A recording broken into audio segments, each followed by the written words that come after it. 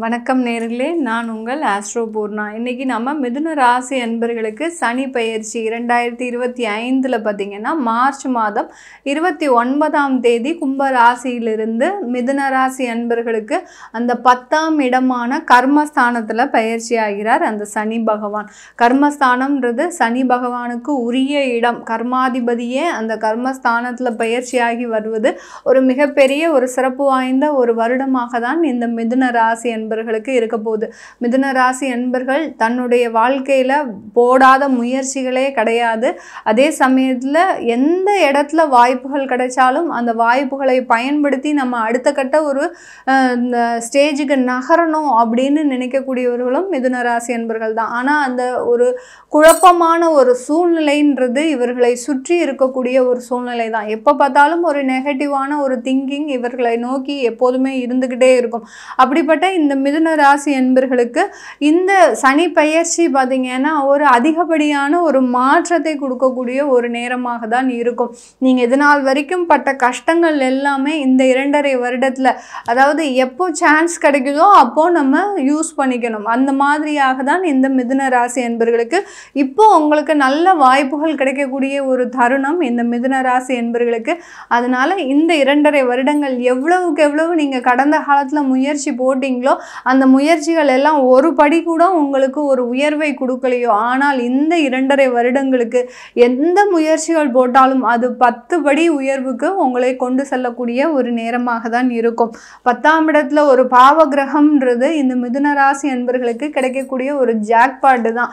அந்த அளவிற்கு இந்த மிதுன ராசி என்பர்கள் தன்னுடைய தொழிலையும் சரி தன்னுடைய வேலையிலையும் சரி அதிகப்படியான நன்மைகளை அனுபவிக்கக்கூடிய ஒரு தருணம்.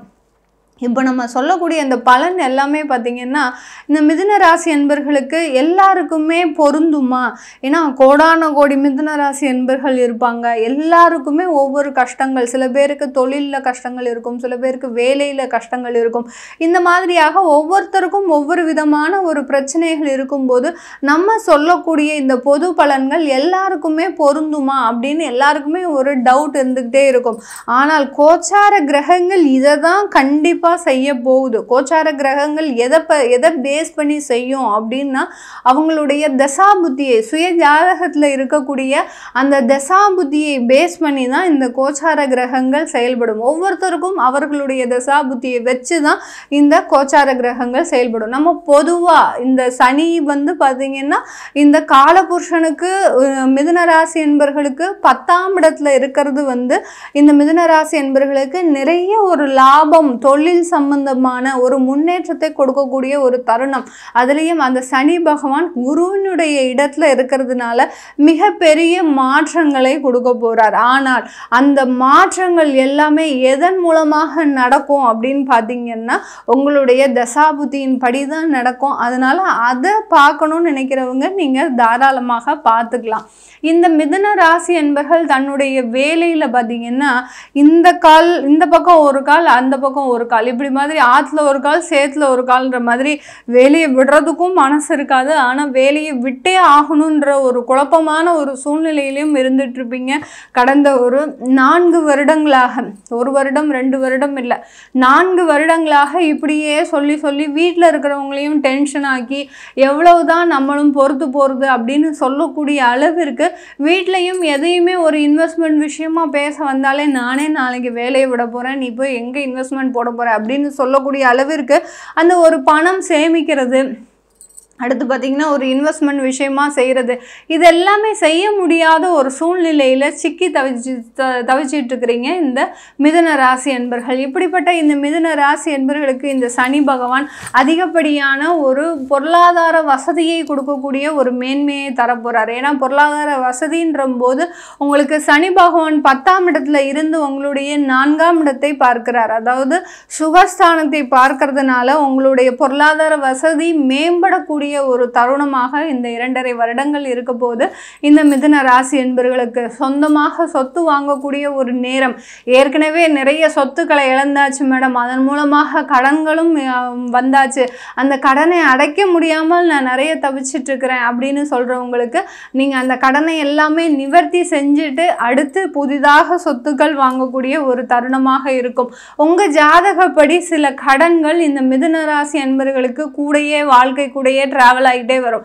நானும் எப்போதுமே நான் அதை கண்ட்ரோல் பண்ணணும்னு நினைக்கிறேன் மேடம், ஆனாலும் ஏதாவது ஒரு கடன் என் பின்னாடியே வந்துட்டு இருக்கு அப்படின்னு இருக்கிறவங்களுக்கு அது உங்களுடைய சுய ஜாதகப்படி அந்த கடன்கள் வந்துகிட்டே தான் இருக்கும்.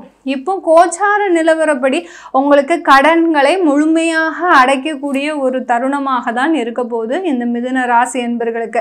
அடுத்து பார்த்தீங்கன்னா இந்த மிதுன ராசி என்பர்களுக்கு உங்களுடைய 12ஆம் இடமான விரயஸ்தானத்தை பார்க்கிறார் இந்த சனி பகவான். விரயஸ்தானத்தை பார்க்கும்போது என்ன செய்ய போறீங்க, நீங்க கடுமையாக உழைக்க போறீங்க.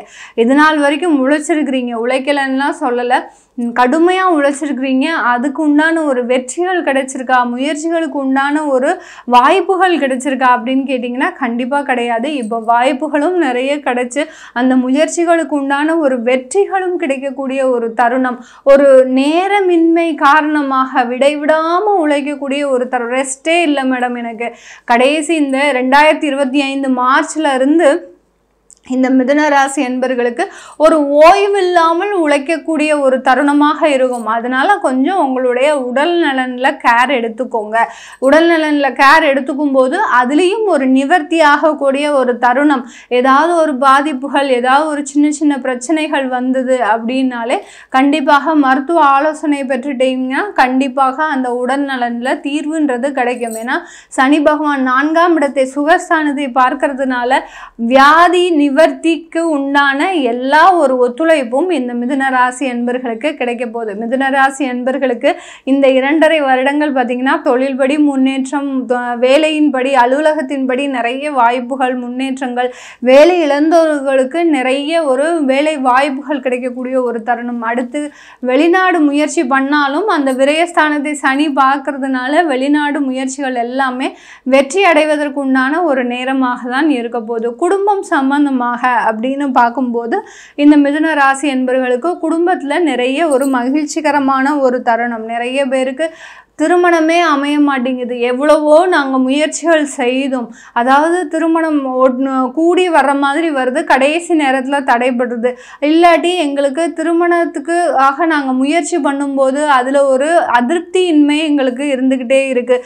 இப்படி ஒரு 2 வருடங்களாக 3 வருடங்களாக இந்த மிதுன ராசி என்பவர்களுக்கு திருமண முயற்சிகளில் நிறைய தொந்தரவுகள் இருந்துக்கிட்டே இருக்குது. ஏதோ ஒன்று பாதிப்புகள், ஒன்றா திருமணம் தடைபடுறது, இல்லை உங்களுக்கு அந்த வாழ்க்கை பிடிக்காமல் இருக்கிறது, இப்படி இந்த திருமண வாழ்க்கையில நிறைய பிரச்சனைகள் இருக்கக்கூடிய இந்த மிதுன ராசி என்பவர்களுக்கு இந்த சனி பயிற்சி அந்த திருமணம் சம்பந்தமான விஷயங்கள்ல நிறைய ஒரு மேன்மையை கொடுக்கக்கூடிய ஒரு தருணம். ஏன்னா உங்களுடைய 7ஆம் வீட்டையும் அந்த சனி பகவான் பார்க்கறதுனால இந்த மிதுன ராசி என்பவர்களுக்கு திருமணம் சம்பந்தமாக, கலத்திரம் சம்பந்தமாக நிறைய மேன்மைகள் அடையக்கூடிய ஒரு தருணம். கசப்பான ஒரு திருமண உறவுகள் இருந்தாலும் கூட இந்த 2.5 வருடங்களுக்கு எப்படியாவது அட்ஜஸ்ட் பண்ணி ஓட்டிடலாம் அப்படின்ற அளவிற்கு உங்களுடைய மனப்பக்குவமாகப்பட்டது, மனநிலையாகப்பட்டது சரியாகிறதுக்கு உண்டான ஒரு தருணம். இவர்கள் கூட வாழவே முடியாது, வாழவே கூடாது அப்படின்னு நினைச்ச மிதுனராசி அன்பர்கள் கூட இந்த சனி பெயர்ச்சி ஆனதுக்கு அப்புறம் பார்த்தீங்கன்னா எப்படியோ ஓட்டுவோம், இது எப்போதும் திருந்தாத கேஸ் தான் அப்படின்னு நினைச்சு உங்களை நீங்களே சமாதானப்படுத்தி ஓட்டிக்கக்கூடிய ஒரு தருணமாக தான் இருக்க போகுது. இதனால அந்த 2 வருஷம் கழிச்சு பார்க்கும்போது அந்த திருமண உறவுல ஒரு ஸ்திரமான ஒரு நல்ல முடிவுகள் எடுப்பதற்குண்டான ஒரு வாய்ப்புகள் இருக்கும். ஏற்கனவே விவாகரத்து ஆயிடுச்சு, எங்களுக்கு மறுமண வாழ்க்கை பண்ணிக்கலாமா அப்படின்னு கேட்குறவங்க தாராளமாக அதற்குண்டான ஒரு தருணம்லாம் கண்டிப்பாக இருக்கு.